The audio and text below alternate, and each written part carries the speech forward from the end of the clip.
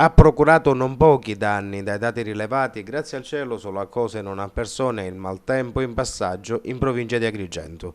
Già alle prime ore della mattina le forti piogge e le raffiche di vento hanno scoperchiato tetti, ribaltato mezzi, sradicato alberi e creato allagamenti.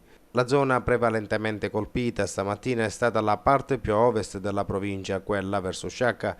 A Favara, in zona via Agrigento, è stato scoperchiato un tetto da un'abitazione che si affaccia su due strade, ovvero via Macerata, attraversa di fronte l'ingresso della scuola elementare, e via Legnano, angolo con via San Bartolomeo. Tanta paura per i residenti svegliati dal forte boato. Sul posto ha lavorato personale comunale per liberare le due strade dai detriti e interdire la zona al traffico.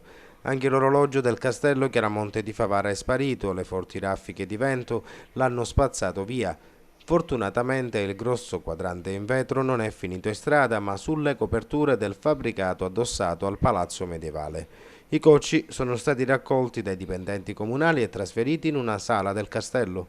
All'ingresso del paese di Siculiana stamattina è stato trovato un camion ribaltato. Alberi e rami erano disseminati lungo la statale Palermo-Agrigento. Intanto il Libero Consorzio di Agrigento ha invitato gli automobilisti alla prudenza nel percorrere in auto o con mezzi di lavoro le strade provinciali, ex consortili ed ex regionali. È infatti elevato il rischio idrogeologico che potrebbe nuovamente causare frane, smottamenti di fango e detriti dai terreni confinanti lungo le carreggiate, rendendo insidioso il transito dei mezzi. Il rischio, secondo quanto si legge in una nota ufficiale, riguarda l'intera rete viaria provinciale.